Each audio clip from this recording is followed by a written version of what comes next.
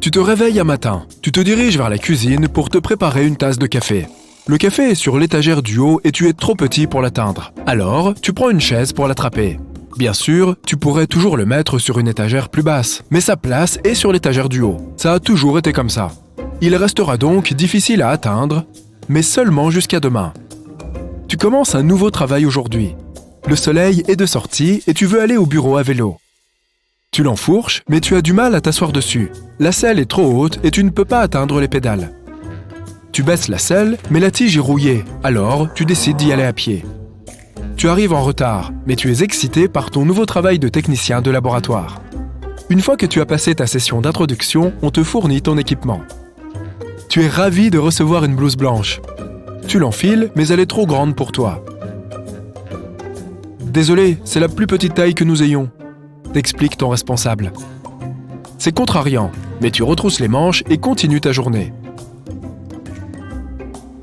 Tous les nouveaux membres du personnel font une visite guidée du laboratoire et le groupe observe à travers des fenêtres, dans des espaces clos, les recherches passionnantes qui sont en train d'être menées. Malheureusement, tu es trop petit pour voir par la fenêtre. Pendant ta pause déjeuner, tu t'assieds avec tes nouveaux collègues, triste que ta première journée ne se déroule pas comme prévu. Tes collègues parlent de toutes les expériences passionnantes sur lesquelles ils travaillent, mais tu n'es pas d'humeur. Sandra mentionne quelque chose à propos d'un stimulant de croissance artificielle sur lequel elle travaille. Tes oreilles se dressent. Intrigué, tu lui demandes plus d'informations. Il s'agit d'une modification expérimentale des hormones visant à obtenir une réaction accrue dans le système endocrinien.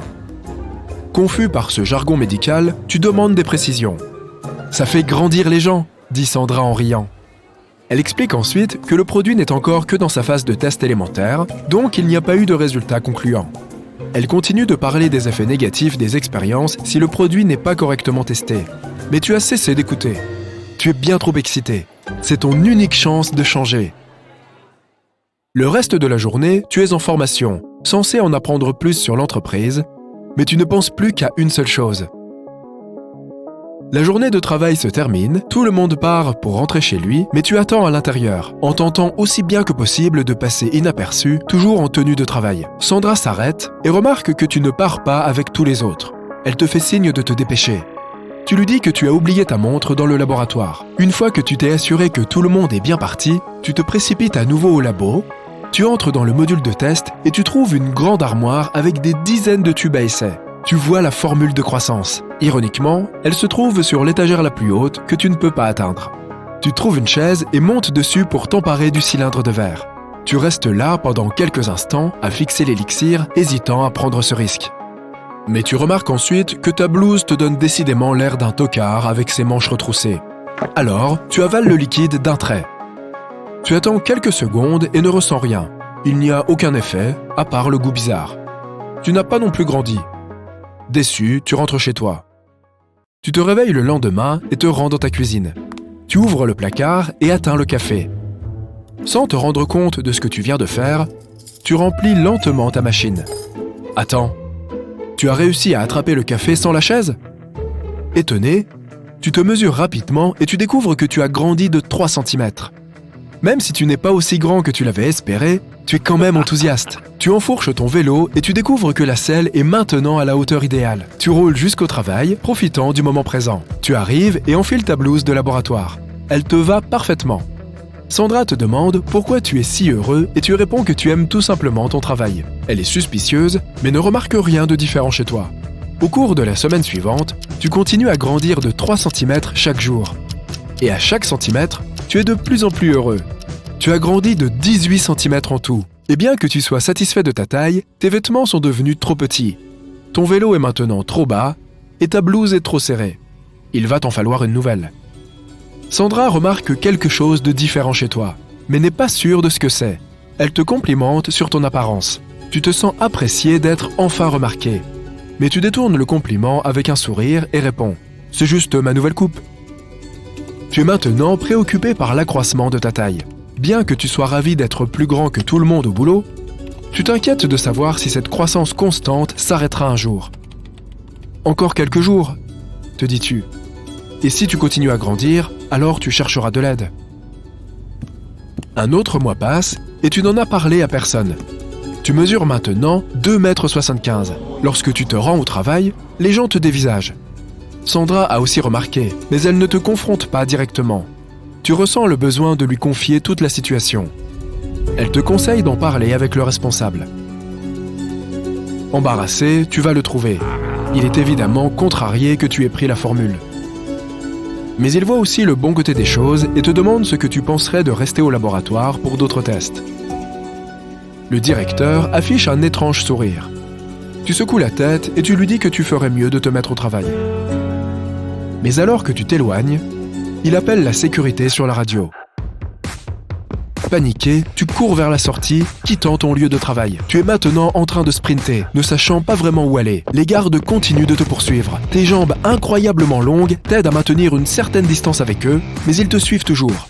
Il y a un quartier proche avec de hautes clôtures. Tu sautes rapidement par-dessus les clôtures et en traversant les jardins, jusqu'à ce que tu aies l'impression de les avoir enfin semés. Tu ne sais pas où aller maintenant, et tu ne peux pas rentrer chez toi. Les scientifiques savent où tu habites. Tu suis une route qui sort de la ville et tu te diriges vers la campagne. Après une longue semaine de marche, tu remarques que tes vêtements sont devenus serrés. Tu as porté les pantalons les plus longs de ta garde-robe. Mais maintenant, ils ressemblent aux plus courts de tes shorts. Un jour, alors que tu marches, tu entends une voix. « Hé vous !» Tu regardes autour de toi et juste au-dessus de toi se trouve un homme en parachute, coincé dans un arbre. Tu l'aides à sortir de l'arbre. Le parachutiste se prénomme Frank. Il était en train de sauter quand une tempête a frappé la région. Elle l'a propulsé à des centaines de kilomètres de sa trajectoire jusqu'à cet arbre où il s'est retrouvé coincé. Vous décidez tous les deux de voyager ensemble et d'aider les gens. Comme tu mesures plus de 3 mètres, Frank monte sur tes épaules. 3 mois passent. Frank et toi avez marché à travers la campagne et chaque jour tu as grandi de 3 cm supplémentaires. Maintenant, tu mesures 5,50 m. Tu es aussi grand qu'une girafe. Lors de tes randonnées à travers la campagne, tu as pu mettre ta taille à profit et sauver un chat coincé dans un arbre. Tu as aussi réparé le toit d'une grange pour un fermier. Tu as aidé des bébés aigles à retourner dans leur nid en haut d'un grand cyprès et tu as cueilli des pommes sur des branches supérieures difficiles à atteindre. Alors que tu es toujours en pleine croissance, sans savoir quand cela va se terminer, Frank et toi continuez à marcher. Soudain, tu vois au loin un grand nuage de fumée. Il vient d'un bâtiment avec une grande tour. Il te semble familier, mais tu n'es pas sûr. Tu cours vers lui. Tu es sûr de pouvoir l'aider. En te rapprochant, le bâtiment te semble maintenant familier. C'est le laboratoire dans lequel tu travaillais. Il y a des liquides bouillonnants qui coulent à travers la plupart des fenêtres. Tous tes anciens collègues sont rassemblés en une foule compacte qui assiste impuissante au spectacle. L'un de tes collègues arrive en courant pour te dire que Sandra est toujours dans le bâtiment. Elle est coincée sur le toit, alors que le niveau en dessous d'elle a créé la substance dangereuse. Tu te retournes vers Frank. Vous vous faites un signe entendu de la tête. Tu cours jusqu'à la tour et tu commences à grimper. Tu places soigneusement tes pieds et tes mains loin des endroits où se trouve le liquide bouillonnant, après avoir vu comme il ronge certaines parties des murs. Il faut faire attention à chaque pas, mais comme tu es plus grand qu'un étage entier désormais, tu réussis à grimper, à éviter le liquide et à arriver au sommet. En te cramponnant au mur du bâtiment avec la tête qui dépasse, tu appelles Sandra. Elle est effrayée, mais soulagée de te voir et accourt aussitôt. Frank saute sur le toit et te dit de le lancer, ainsi que Sandra. Sandra s'accroche à Frank. Tu les soulèves et les lances aussi loin que possible. Quand ils atteignent la hauteur maximale, Frank lance un cri. Il déploie alors son parachute. Sandra et lui flottent en toute sécurité vers la foule de personnes qui attendent. Le liquide ronge de plus en plus le bâtiment à mesure que tu redescends vers le sol. C'est une descente difficile, mais tu y arrives sans perdre pied ni te faire piéger. Tu te diriges vers tes anciens collègues et ils applaudissent ton arrivée. Sandra s'approche et te tend une fiole. Elle travaille sur un remède pour arrêter ta croissance depuis que tu t'es enfui. Tu le prends sans hésiter. Tous les trois, avec Frank le parachutiste et Sandra la brillante scientifique, vous formez une équipe de choc et partez en quête d'autres aventures, cherchant sans relâche ceux qui ont besoin de votre aide.